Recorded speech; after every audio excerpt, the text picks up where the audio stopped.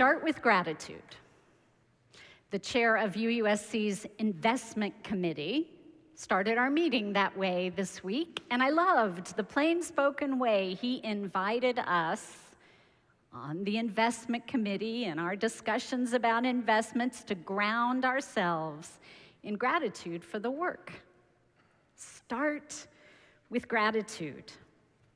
I'll give you a moment.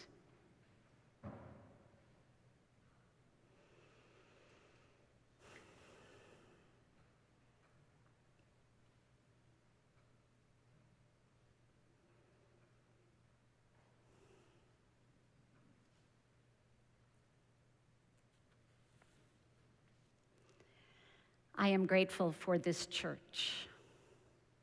There is barely a soul here who remembers my 23-year-old seminarian self, who was your membership coordinator for a minute, youth director 1 year. But even if you joined just 2 weeks ago, I want you to know that the legacy of this congregation lives in many Unitarian Universalists out there in the world.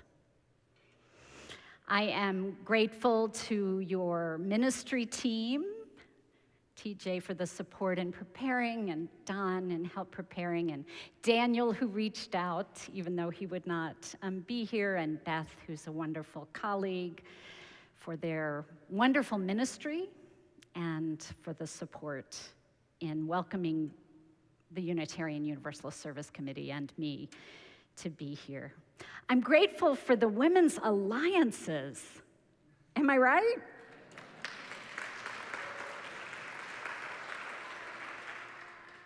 Over 100 years, this is a rare gift in our movement of sisterhood and service, and what a joy to be here on this Sunday when we get to support them in the really wonderful work that they do. I am grateful for the gift of our rich religious heritage that calls us to our better selves, challenging us to risk love, to recognize all people as siblings, and to resist ideologies and systems that diminish people and damage our planet. And I'm grateful for the teachers who have helped me to see the ways our own heritage and mine as a white person from North America have created and perpetuated systems that diminish people and damage our planet. Which brings me to grief, a broken heart. And I have to say these days, if we're awake, grief arrives early and often. When the hurt and the fear and the loss closes in, it can overwhelm and paralyze and enrage us.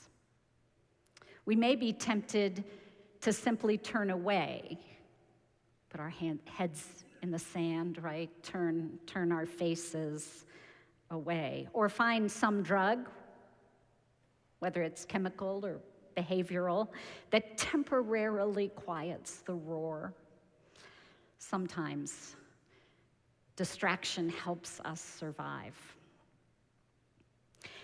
But if we are called to life, or as the Buddhists say, called to wake up, we have to find ways to be present with grief, to not turn our faces away. And this, my friends, is one of the great gifts of religious community, that we can hold and strive to protect each other in the moments when hurt and fear and loss closes in on us. In this container, in this community of care, I invite you to take a moment acknowledging your grief, our grief.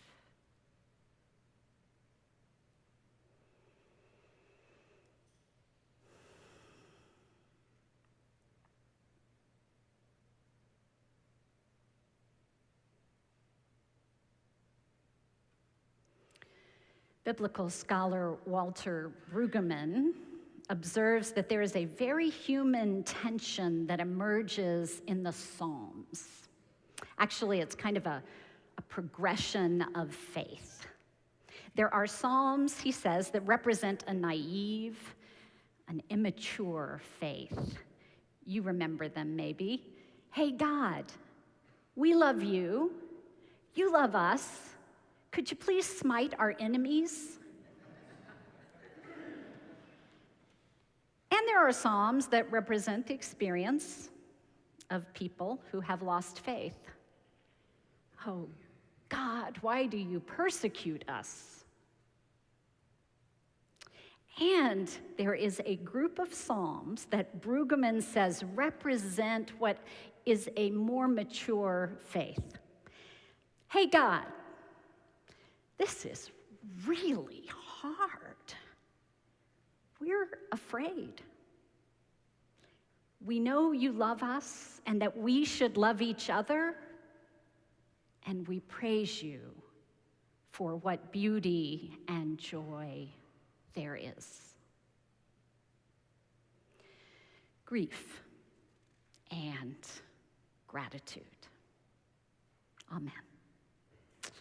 I have found this powerful spiritual combination is always present in people who are against all odds reconstituting the world to be more just.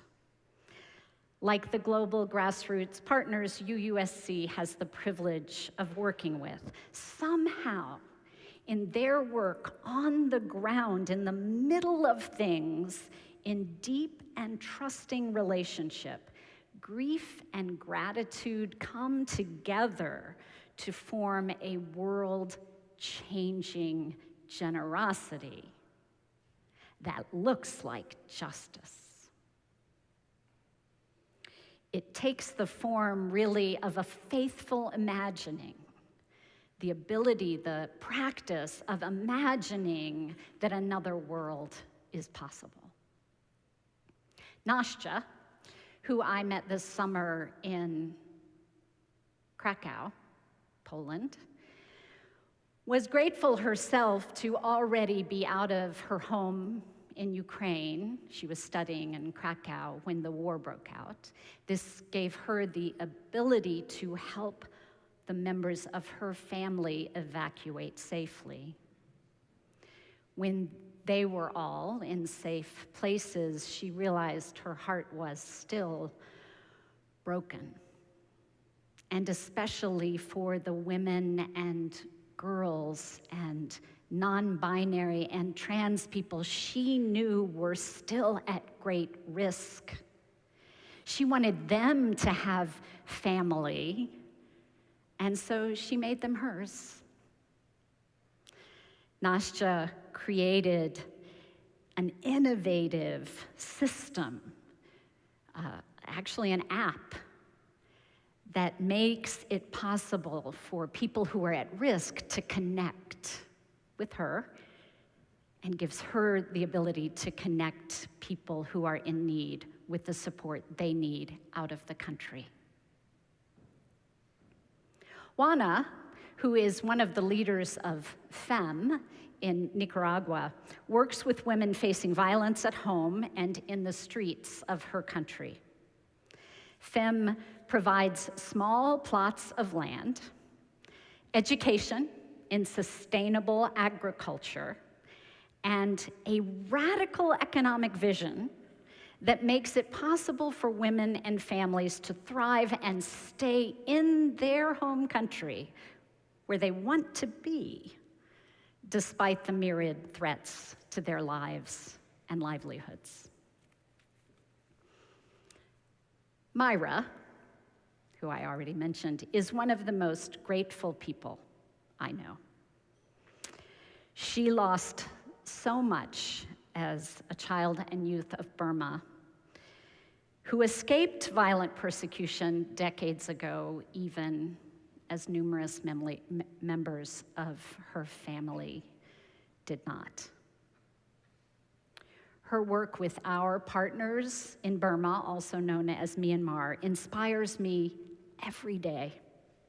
UUSC partners there have been working for decades to secure a just peace for over 100 ethnic communities, some of whom have faced genocide, some of which are now experiencing violent attacks by the illegitimate military government. Justice rarely comes quickly.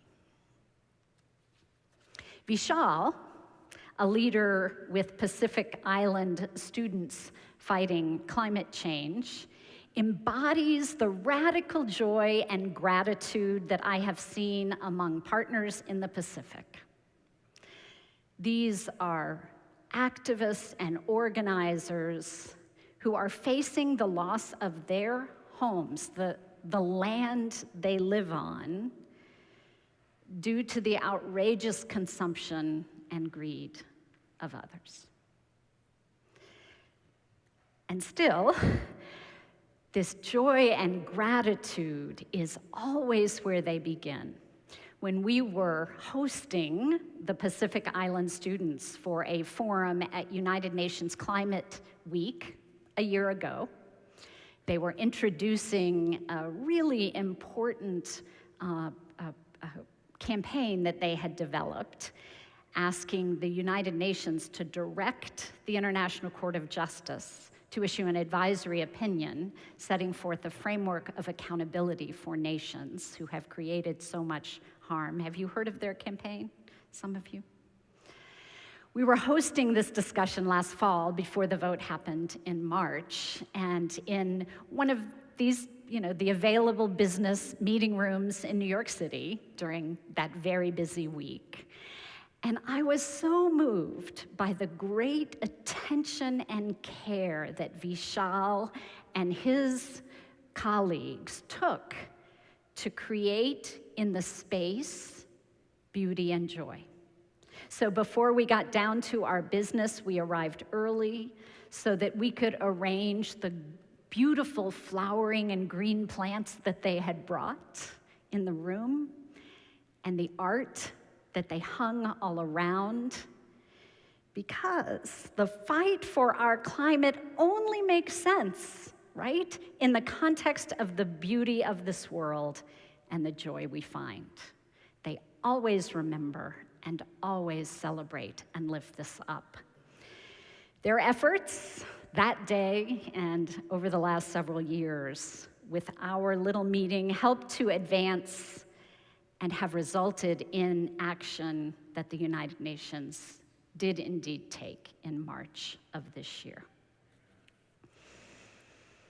Nastya, Juana, Myra, Vishal have hearts made strong by their willingness to face the grief, their commitment to gratitude, and their practice of generosity. They show us every day that more justice is possible. It is an incredible gift and privilege to be a part of that with partners. And I hope that those of you who are members and supporters of UUSC feel that joy and privilege as well. The size of your heart is the size of your life. Did you hear the words of the anthem? I thank Don for making that beautiful choice for the anthem. This is what I have in mind when I speak of winter's faith. Grief, undeniable. Gratitude, even so.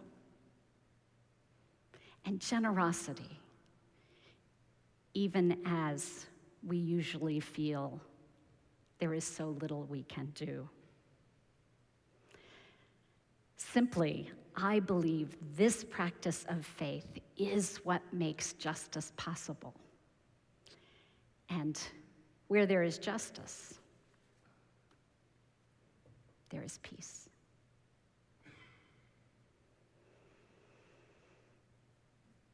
I want to share one more story, an ancient story that will be familiar to some of you, that seems just right as we make our way toward our own grappling with grief, commitment to gratitude, and practice of generosity. This is a story I believe shows a way to justice, a story really about the building of beloved community. The students were concerned about their teacher. They knew he was exhausted, and he had recently lost a dear friend, John, who was a Baptist, who had been murdered by the police.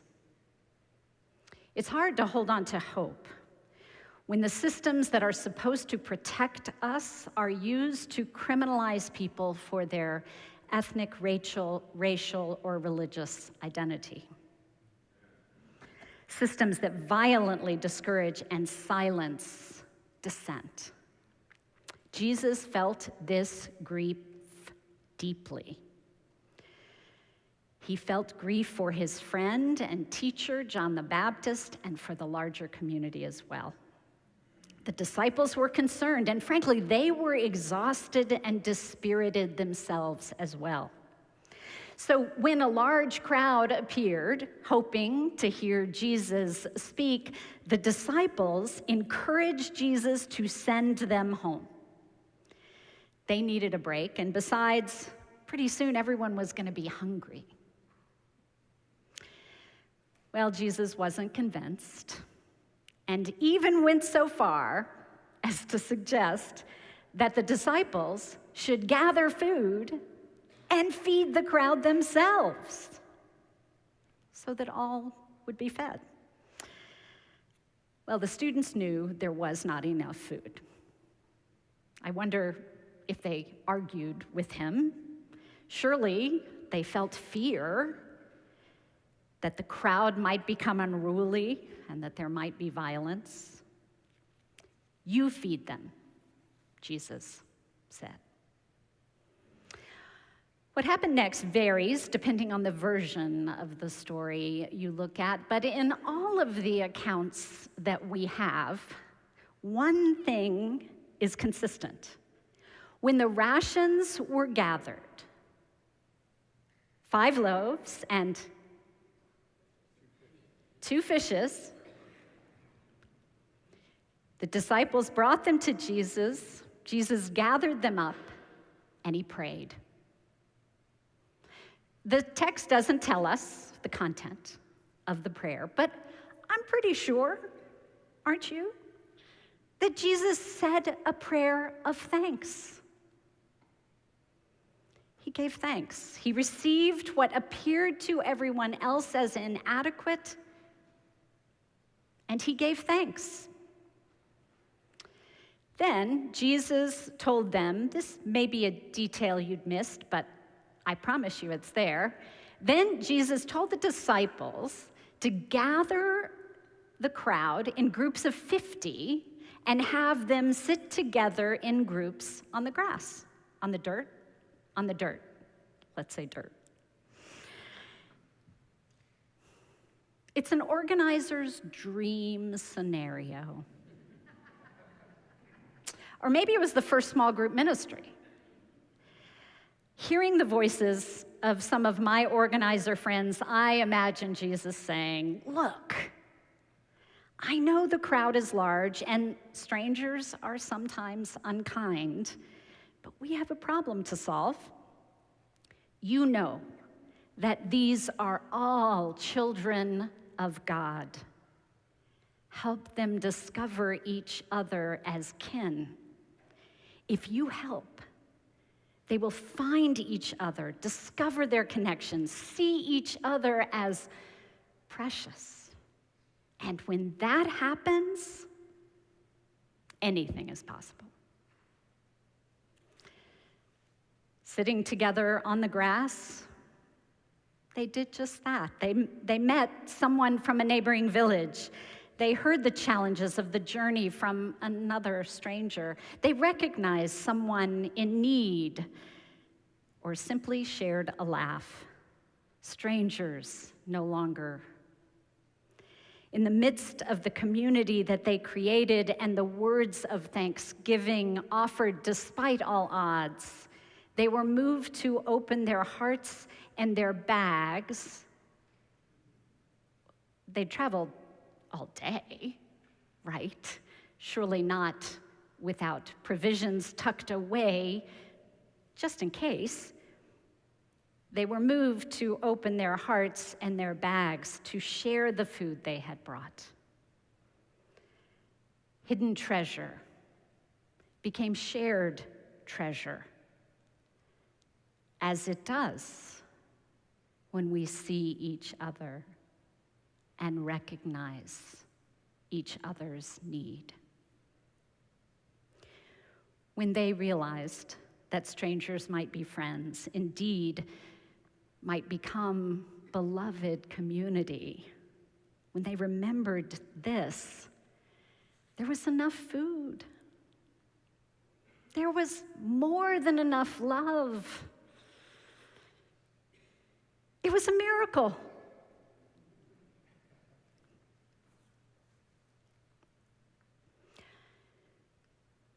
Hearts that are hardened against grief cannot bear to take a chance.